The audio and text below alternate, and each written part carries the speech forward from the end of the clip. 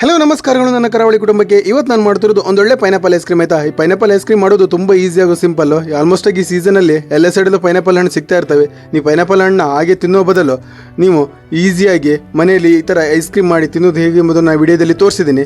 ವಿಡಿಯೋನ ಸ್ಕಿಪ್ ಮಾಡಿದೆ ಕೊನೆಯವರೆಗೂ ನೋಡಿ. ಈ ಐಸ್ ಕ್ರೀಮ್ ಮಾಡೋದು ತುಂಬ ಈಸಿ ಮತ್ತು ಸಿಂಪಲ್. ಅದು ನಿಮ್ಮ ಮನೆಯಲ್ಲಿ ಹೇಗೆ ಮಾಡೋದು ಎಂಬುದನ್ನು ನಾನು ಈಸಿಯಾಗಿ ತೋರಿಸ್ಕೊಟ್ಟಿದ್ದೀನಿ. ನಾನೀಗ ಪೈನಾಪಲ್ ಐಸ್ ಕ್ರೀಮ್ ಮಾಡೋದಕ್ಕೋಸ್ಕರ ಇಲ್ಲಿ ನೀವು ನೋಡ್ಬೋದು ಒಂದು 4 ರಿಂದ 5 ಪೈನಾಪಲ್ ಸ್ಲೈಸ್ನ ತೊಗೊಂಡಿದ್ದೀನಿ. ನಾನು ಆದಷ್ಟು ತಿಳನ್ನ ತೆಗೆದಾಕ್ತಿದ್ದೀನಿ. ಏನಕ್ಕಂದ್ರೆ ತಿಳ್ಳು ಸ್ವಲ್ಪ ಹಾರ್ಡ್ ಆಗಿರೋದ್ರಿಂದ ನಾವು ಪ್ಯೂರಿ ಮಾಡೋ ಹೊತ್ತಿಗೆ ಅದು ಕ್ಲೀನಾಗಿ ಫೈನಾಗಿ ಪೇಸ್ಟ್ ಆಗಲ್ವಲ್ಲ. ಸೊ ಅದಕ್ಕೋಸ್ಕರ ನಾನು ಆ ತಿಳನ್ನ ತೆಗೆದುಬಿಟ್ಟು ಇದೇ ರೀತಿಯಾಗಿ ಅದು ಏನು ಹಣ್ಣಿದೆಯೋ ಅದನ್ನು ಕ್ಲೀನಾಗಿ ನಾನು ಕಟ್ ಮಾಡ್ಕೊತಾ ಇದ್ದೀನಿ. ಆಯಿತಾ, ನೀವು ಇದನ್ನು ಚಿಕ್ಕದಾಗಿ ಚಾಪ್ ಮಾಡ್ಕೊಳ್ಳಿ ಕ್ಯೂಬ್ ಥರ.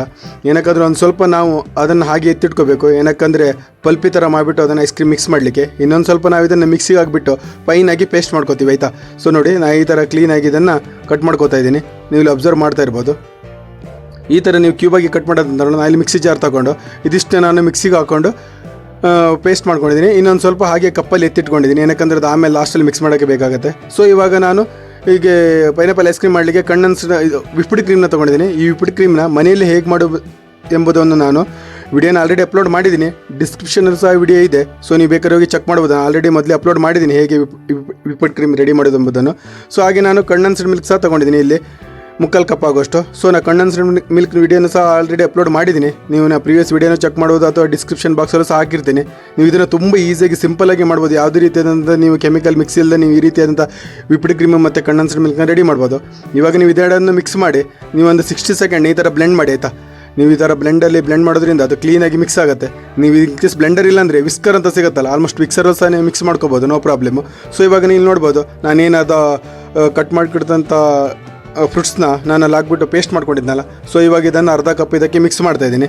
ಆಮೇಲೆ ನೀವು ಇಲ್ಲಿ ಅಬ್ಸರ್ವ್ ಮಾಡ್ಬೋದು ನಾನು ಪೈನಾಪಲ್ ಎಸೆನ್ಸ್ನ ತೊಗೊತಿದ್ದೀನಿ. ನಿಮಗೆ ಆಲ್ಮೋಸ್ಟ್ ಎಲ್ಲ ಶಾಪಲ್ಲಿ ಸಿಗುತ್ತೆ. ಸೊ ಇವಾಗ ನೀವು ಅದರಲ್ಲೇ ಒಂದೇ ಕ್ಯಾಪ್ ಆಗುವಷ್ಟು ಪೈನಾಪಲ್ ಎಸೆನ್ಸ್ನ ಹಾಕೊಳ್ಳಿ. ಜಾಸ್ತಿ ಹಾಕ್ಬಿಡಿ, ಏನಕ್ಕಂದ್ರೆ ಅದು ಜಾಸ್ತಿ ಹಾಕಿದ್ರೆ ಚೆನ್ನಾಗಿರಲ್ಲ. ಸೊ ಅದಕ್ಕೋಸ್ಕರ ಒಂದೇ ಕಪ್ ಅಥವಾ ಅರ್ಧ ಕಪ್ ಹಾಕಿದ್ರೂ ನಡೆಯುತ್ತೆ ಕ್ಯಾಪು. ಸೊ ಅದನ್ನು ಹಾಕ್ಬಿಟ್ಟು ಬ್ಲೆಂಡ್ ಒಂದು 45 ಸೆಕೆಂಡ್ನ ಬ್ಲೆಂಡ್ ಮಾಡಿ. ಆಯಿತಾ, ನೀವು ಇದೇ ಥರ ಈಸಿಯಾದ ಐಸ್ ಕ್ರೀಮ್ ನೀವು ನಿಮ್ಮ ಮನೇಲಿ ರೆಡಿ ಮಾಡ್ಬೋದು. ಸೊ ನಾನು ಹೇಳ್ತಾ ಇದ್ದೀನಿ, ನನ್ನ ಪೇಜ್ನ ಸಬ್ಸ್ಕ್ರೈಬ್ ಮಾಡಿದ್ರೆ ಪ್ಲೀಸ್ ಸಬ್ಸ್ಕ್ರೈಬ್ ಮಾಡ್ಕೊಳ್ಳಿ. ಆಯಿತಾ, ನಾನಿಲ್ಲಿ ಸ್ವಲ್ಪ ಕಲರಿಗೋಸ್ಕರ ಫುಡ್ ಕಲರ್ನೇ ಆ್ಯಡ್ ಮಾಡ್ತಾ ಇದ್ದೀನಿ. ಇದು ಮ್ಯಾಂಡೇಟ್ರಿ ಅಲ್ಲ. ನೀವು ಮನೇಲೇ ಮಾಡ್ತೀರಂತಾದರೆ ನೀವು ಫುಡ್ ಕಲರ್ನ ಸ್ಕಿಪ್ ಮಾಡ್ಬೋದು. ಏನಕ್ಕಂದ್ರೆ ಹಾಗೆ ಪೈನಾಪಲ್ಲು ಕಂಡೆನ್ಸ್ಡ್ ಮಿಲ್ಕು ವಿಪ್ಡ್ ಕ್ರೀಮ್ ಸಹ ಹಾಕಿ ನೀವು ಮಿಕ್ಸ್ ಮಾಡಿ ಐಸ್ ಕ್ರೀಮ್ನ ರೆಡಿ ಮಾಡ್ಬೋದು. ಸೊ ಇದು ಮ್ಯಾಂಡೇಟ್ರಿ ಅಲ್ಲ. ಸೊ ನಿಮ್ಗೆ ಇನ್ ಕೇಸ್ ಬೇಕು ಕಲರ್ ಚೆನ್ನಾಗಿ ಕಾಣಬೇಕಂತಾದ್ರೆ ಜಸ್ಟ್ ಫುಡ್ ಕಲರ್ ಆ್ಯಡ್ ಮಾಡಿ. ಇಲ್ಲಾಂದರೆ ಕೇಸರಿ ಏನಾದ್ರು ಇದ್ದರೆ ನೀವು ಮಿಲ್ಕಲ್ಲಿ ಸ್ವಲ್ಪ ಕರಗಿಸ್ಬಿಟ್ಟು ಕೇಸರಿನ ಸಹ ಆ್ಯಡ್ ಮಾಡ್ಬೋದು. So no problem. ಸೊ ಇವಾಗ ಇದನ್ನು ಕ್ಲೀನ್ ಮಾಡಿಕೊಂಡು ಗ್ಲಾಸ್ ಬೌಲ್ನ. ಸೊ ಇವಾಗ ನಾನು ಹೇಳಿದ್ನಲ್ಲ ಆವಾಗಲೇ ಚಿಕ್ಕದಾಗಿ ಕಟ್ ಮಾಡ್ಕೊಂಡಿದ್ದೀನಿ ಕ್ಯೂಬ್ ಥರ ಅಂತ. ಸೊ ಅದನ್ನು ಆ ಪಲ್ಪಿನೇ ಇಲ್ಲಿ ಆ್ಯಡ್ ಮಾಡ್ತಾಯಿದ್ದೀನಿ, ಪೈನಾಪಲ್ ಪಲ್ಪಿನ. ಈ ಥರ ಪೈನಾಪಲ್ ಪಲ್ಪಿ ಆ್ಯಡ್ ಮಾಡೋದ್ರಿಂದ ತುಂಬ ಟೇಸ್ಟಿಯಾಗಿರುತ್ತೆ ಐಸ್ ಕ್ರೀಮ್ ಆದ ನಂತರ. ನಾವೀಗ ಇದನ್ನು ಕ್ಲೀನಾಗಿ ಮುಚ್ಚಿಬಿಟ್ಟು ನಾನು ಒಂದು 10 ರಿಂದ 12 ಅವರ್ಸು ಡೀಪ್ ಫ್ರಿಜ್ಜಲ್ಲಿ ಇಡ್ತಾಯಿದ್ದೀನಿ. ಆಯಿತಾ, ಆ ಫ್ರಿಜ್ನ ಸ್ಪೀಡ್ ನೋಡಿ ಒಂದು 5 ರಿಂದ 6 ಸ್ಪೀಡ್ಗೆ ನೀವು ಇನ್ಕ್ರೀಸ್ ಮಾಡಿಡಿ ಆಲ್ಮೋಸ್ಟ್ ಆಗಿ ಹೈಯಲ್ಲಿ ಇಟ್ಬಿಟ್ಟು. ಸೊ ನೀವು ಒಂದು 10 ರಿಂದ 12 ಇಟ್ಟರೆ ಈ ಥರ ಗಟ್ಟಿಯಾದಂಥ ನಿಮ್ಮದು ಪೈನಾಪಲ್ ಐಸ್ ಕ್ರೀಮ್ ರೆಡಿಯಾಗಿರುತ್ತೆ. ನೋಡಿ ಎಷ್ಟು ಹಾರ್ಡಾಗಿ ರೆಡಿಯಾಗಿದೆ ಅಂತ. ಇದರಲ್ಲಿ ನಾವು ಪಲ್ಪಿ ಮಿಕ್ಸ್ ಮಾಡಿರೋದ್ರಿಂದ ನೋಡಿ ಅದು ಯಾವ ಥರ ಪಲ್ಪಿ ನಿಮ್ಗೆ ಕಾಣ್ತಾ ಇದೆ ಅಂತ ನಾವು ಐಸ್ ಕ್ರೀಮ್ ತೆಗಿಯೋತ್ತಿಗೆ. ಸೊ ಈ ಥರ ನೀವು ಐಸ್ ಕ್ರೀಮ್ ಸ್ಕೂಪ್ ಅಥವಾ ಸ್ಪೂನು ಅಥವಾ ಯಾವುದಾದ್ರೂ ಯೂಸ್ ಮಾಡಿಬಿಟ್ಟು ಈ ಥರ ನೀವು ಐಸ್ ಕ್ರೀಮ್ನ ತೆಗೆದುಬಿಟ್ಟು ನೀವು ಮನೇಲಿ ತಿನ್ಬೋದು. ಸೊ ಇವಾಗ ಸಮ್ಮರ್ ಸೀಸನ್ ಆಗಿರೋದ್ರಿಂದ ತುಂಬ ಸೆಕೆ ಅಲ್ಲ. ಸೊ ಅದಕ್ಕೋಸ್ಕರ ಆಲ್ಮೋಸ್ಟ್ ಮಕ್ಕಳಿಗೂ ಸ್ಕೂಲಿಗೆಲ್ಲ ರಜೆ ಆಗಿರುತ್ತೆ.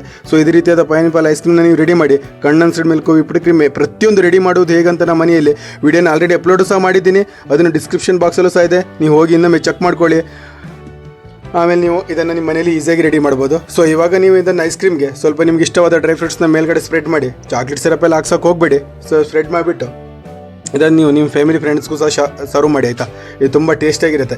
ಇಂಥ ಸಿಂಪಲ್ ಆದ ರೆಸಿಪಿಗೆ ನನ್ನ ಪೇಜ್ನ ಮತ್ತೊಮ್ಮೆ ಹೇಳ್ತಾ ಇದ್ದೀನಿ, ಸಬ್ಸ್ಕ್ರೈಬ್ ಮಾಡ್ಕೊಳ್ಳಿ. ಆಯಿತಾ, ನಾನಿನ್ನು ಐಸ್ ಕ್ರೀಮು, ಇನ್ನು ಕೇಕ್ ಮತ್ತು ವೆಜ್ ನಾನ್ ವೆಜ್ ಎಲ್ಲ ರೆಸಿಪಿನ ಆದಷ್ಟು ಈಸಿಯಾಗಿ ಮನೇಲಿ ಹೇಗೆ ರೆಡಿ ಮಾಡ್ಬೋದು ಹೋಟೆಲ್ ಸ್ಟೈಲಲ್ಲಿ. ಈಗ ನೋಡಿ ಐಸ್ ಕ್ರೀಮ್ ಪಾರ್ಲಲ್ಲಿ ಹೇಗೆ ಮಾಡ್ತೋ ಅದೇ ರೀತಿ ಐಸ್ ಕ್ರೀಮ್ನ ಇಲ್ಲಿ ಮಾಡೋದನ್ನು ತೋರಿಸ್ತೀನಿ. ಅದೇ ರೀತಿಯಾಗಿ ಹೋಟೆಲ್ ಸ್ಟೈಲಲ್ಲಿ ಹೇಗೆ ಅಡುಗೆ ಮಾಡ್ತಾರೆ ಐಸ್ ಕ್ರೀಮು ಮತ್ತು ಕೇಕ್ ಇವೆಲ್ಲವ ನಾನು ಈಸಿಯಾಗಿ ತೋರಿಸೋದನ್ನು ಸಹ ನೆಕ್ಸ್ಟ್ ವೀಡಿಯೋದಲ್ಲೆಲ್ಲ ಅಪ್ಲೋಡ್ ಮಾಡ್ತಾ ಬರ್ತೀನಿ. ಪ್ಲೀಸ್ ನನ್ನ ಪೇಜ್ನ ಸಬ್ಸ್ಕ್ರೈಬ್ ಮಾಡಿದಂದರೆ ಪ್ಲೀಸ್ ಸಬ್ಸ್ಕ್ರೈಬ್ ಮಾಡ್ಕೊಳ್ಳಿ. ನೆಕ್ಸ್ಟ್ ವಿಡಿಯೋ ನಾನು ಮತ್ತೆ ಐಸ್ ಕ್ರೀಮ್ ರೆಸಿಪಿಯೊಂದಿಗೆ ಬರ್ತೀನಿ. ಅಲ್ಲಿವರೆಗೂ ಸಿಗೋಣ. ಟಾಟಾ, ಬಾಯ್ ಬಾಯ್.